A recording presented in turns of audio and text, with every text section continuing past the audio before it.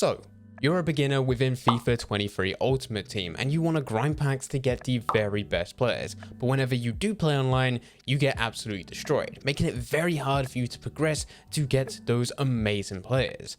Well, today I'm going to help you out so that you can continuously grind packs and give yourself an advantage over your opponents even if you're a beginner. But before we do get into the video, if you really want to get a head start with Ultimate Team, then there is no better place than AOA. Head over there to get yourself some cheap, fast FIFA 23 coins, completely reliable, and if you use Fnatic at checkout, you'll also get yourself a 3% discount. Link can be found in the description down below. Nice. The good thing about FIFA is that it's not just tailored to those that want to play competitive. If you do want to sit back and play through some single player game modes, you will still be rewarded. And if you keep on going through these game modes, the rewards in some cases can end up being a lot better compared to if you was going to play online as a beginner. The easiest way in which you can grind packs is going through squad builder challenges. And with this, if your knowledge on football or FIFA is not that great, let's just say this is your very first time getting into things, you don't need to sit there and figure out the gameplay mechanics of this game in order for you to complete these challenges. There are sites such as FootWiz and FootBin, and both have sections which will show you how to complete the active challenges which are available. This is from other people who are playing the game, who understand mechanics, and they've shared the teams that they've submitted in order to complete the challenges which are there. Now it's available for you to go through. Now, because it is available there, it does mean that you're going to pay a slightly higher price, but as long as you're focusing on the correct challenges, you will always be able to profit from them. If you've just started a brand new Ultimate Team, you can look at your advanced SBCs, which will include hybrid leagues, hybrid nations, league and nation hybrids. All three of these will give untradeable rewards, but there's a lot of them, and you can complete these for an insanely small price, which will allow you to easily be able to profit. Even though you are getting untradeable players, those untradeable players can still be used. You can still place them in your team to use, or you can go and use them for future SBCs, where potentially you can get a tradable reward. On top of these challenges, you also have your upgrade SBCs. This is your bronze, silver, and gold. If you really want to, you can go through the bronze pack method, where you'll head over to the store, open bronze packs, and keep on doing this. With all the players that can sell, you're going to list them on the transfer market. With all the players that are listed 150 coins, 200 coins by now, and will not sell because there's so many of them, you can send them to your club. With these bronze players, you can then upgrade them to silver players, those silver players to gold players, and those gold players to rare gold players. You have marquee matchups which release every single week, and these are insanely easy to complete. They will be based around big profile matches that will be happening every week, and you just need to place one or two players from those teams in order for you to finish these. If you don't want to buy into players in order to throw them into these challenges, you can always look at swaps.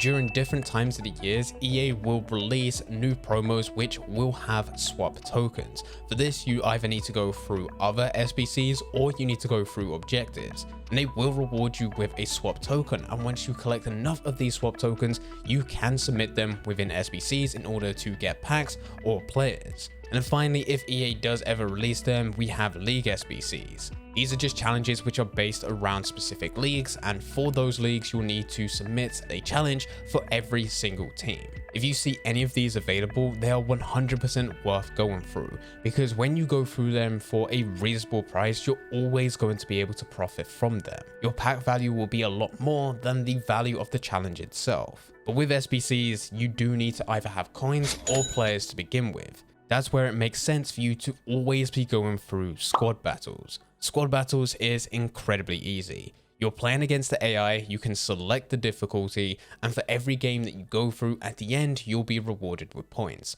Those points are then accumulated over the week, and the more points you have, the higher your rank will be and the better your reward. If you're going to be selecting the lowest difficulty, you're going to get less points per game. If you're going to select the highest difficulty, you're going to get more points per game. If you are really struggling with Ultimate Team, this is the best game mode for you to go through right at the beginning.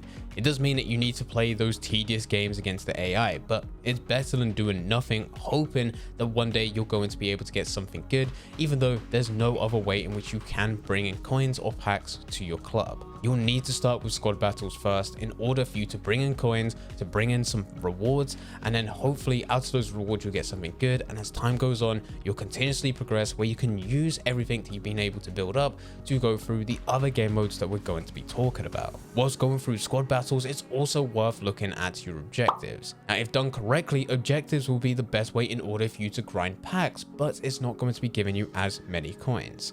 There will be a lot of objectives which will require you to play division rivals or to go into friendlies, but there's some which really don't matter. They'll allow you to go into any game mode to complete the challenge, or in some of them, they require you to go through squad battles. Those are the ones you want to focus on.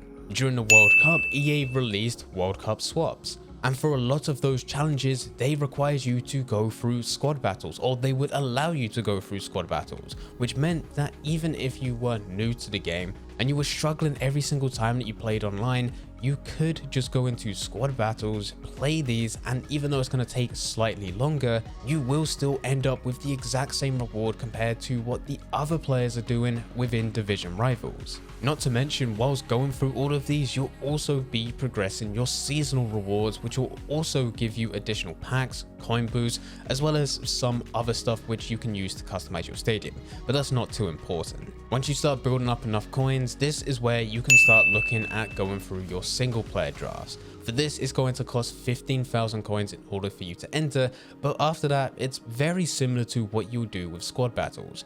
You'll select the difficulty that you want, and in all honesty, it doesn't matter. Select whatever difficulty you know 100% that you can beat, and at the end you'll get the exact same reward as everyone else. But it does mean when you go through and you build your team and go through all 4 rounds, you will be able to profit from this no matter what. You'll get a much better pack value compared to the amount of coins that you initially entered. And even though it's still based down onto chance whether or not you're able to profit from this, but because you're able to go through all 4 rounds, let's say you're getting anywhere between 500 to 700 coins per match, which is the average, you've already started to add coins back into your account of anywhere between 2,000 to 2,800. Now you just need to get about 13,000 coins from your final pack rewards, and you really should be able to do that. You're going to be incredibly close even if you was to discard everything, but hopefully you'll have a few items, especially consumables, that you will be able to sell on so that you can profit from them. And once done, you go through this all over again. Continuously keep on going through this loop until you've built up enough coins or you've built up enough packs.